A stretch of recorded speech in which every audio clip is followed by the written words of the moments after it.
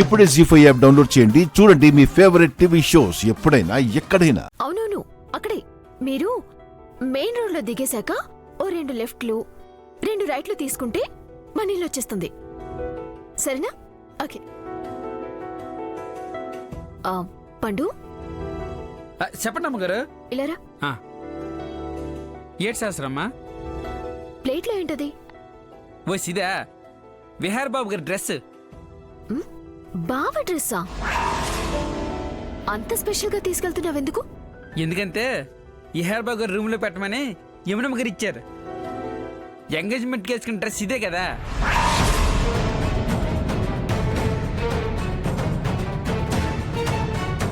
ఏంటి, ఎంగేజ్మెంట్ కి ఈ డ్రెస్ వేసుకుంటాడా? అసలు ఈ డ్రెస్ ఏమైనా బాగుందా? ఇది ఎవరైనా ఇంత స్పెషల్ అకేషన్స్ కి వేసుకుంటారా?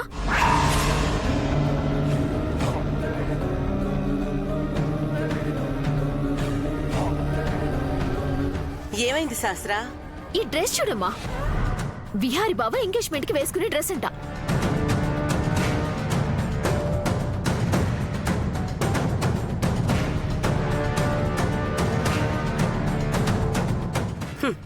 ఇది కూడా ఒక డ్రెస్సేనా? ఈ కాలంలో ఎవరైనా ఇది వేసుకుంటారా? వద్దదు. అయినా నా అల్లుడి కోసం స్పెషల్ గా నేను డ్రెస్ తీశాను. ఆ డ్రెస్ వేసుకుంటాడులే.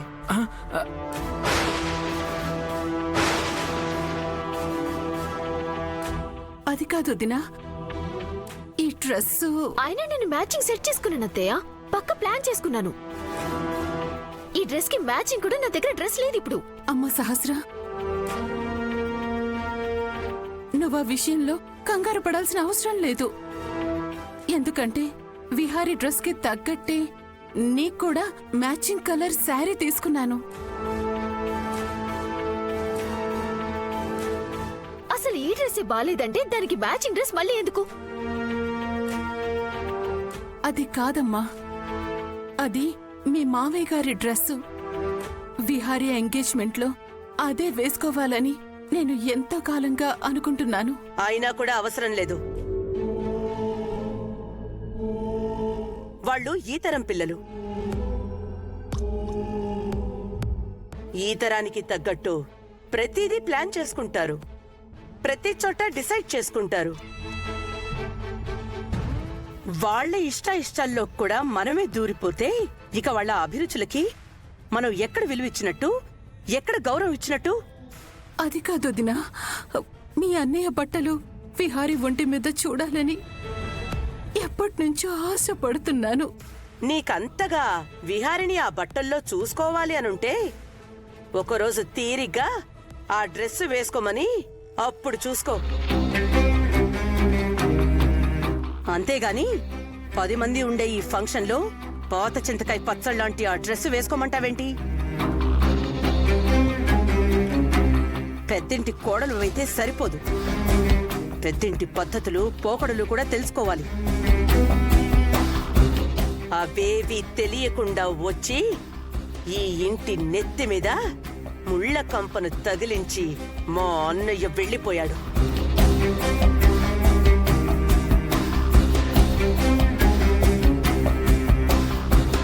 అమ్మా సహస్ర, నువ్వైనా నా మాట వినమ్మా. ఇలాంటి పిచ్చి పిచ్చి డ్రెస్సులు ఈ ఫంక్షన్ లో వద్దని ఎంత చెప్పినా వినరేంటి? మీ మొండితనం మీదేనా? మీ మూర్ఖత్వం మీదేనా? మీరు చెప్పింది మీరు పట్టించుకోరా?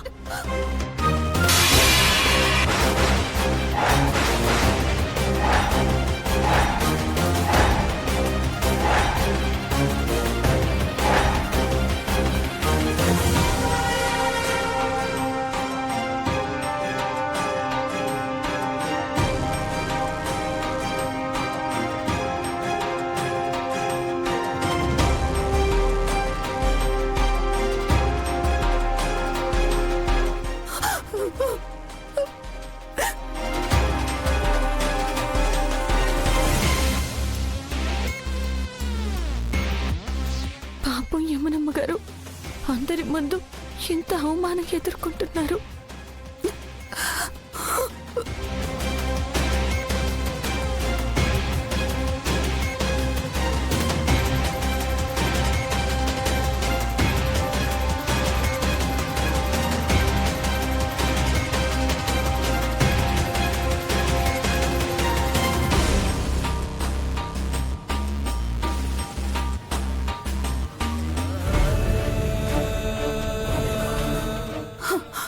అమ్మ సహస్ర, ఇది నీకొక పాత డ్రెస్ లాగా కనిపించొచ్చు, కానీ ఇది నాకు చాలా విలువైనది, చాలా అమూల్యమైనది.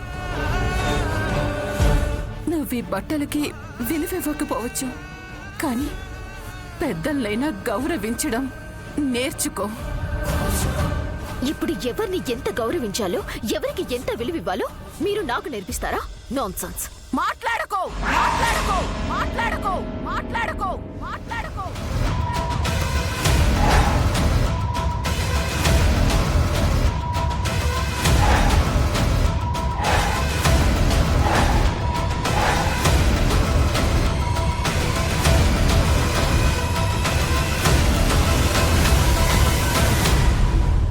యమున వదినేంటి ఎప్పుడూ లేంది ఎంత కోపంతో ఉంది?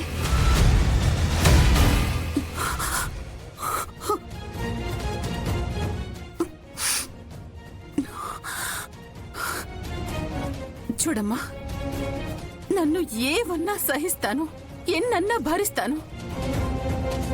అంతేకాని నా భర్త విషయంలో కానీ, నా కొడుకు విషయంలో కానీ ఎవ్వరైనా నోరు జారినా, మాట విసిరినా చూస్తూ ఊరుకోలేను.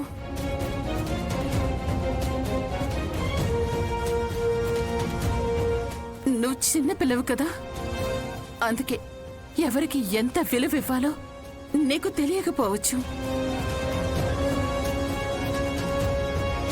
నీకు తెలియనప్పుడు నీ పెద్దవాళ్లైనా అది నీకు నేర్పించాలి.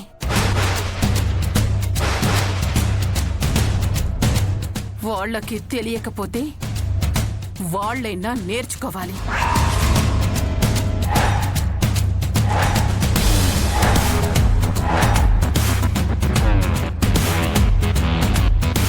పండు, అమ్మగారు, నిశ్చితార్థంలో విహారీ బాబు ఈ బట్టలే వేసుకుంటాడు. తీసుకెళ్ళి తన రూమ్లో పెట్టు. అలాగే అమ్మగారు.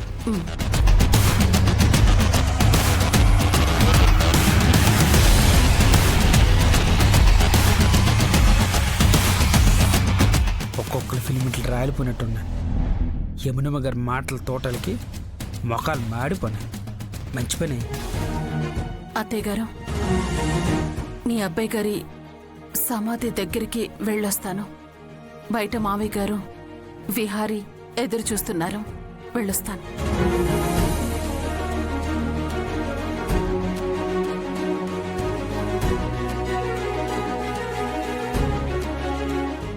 జీ5 యాప్ డౌన్లోడ్ చేసి అన్ని ఎపిసోడ్స్ పూర్తి ఉచితంగా చూడండి.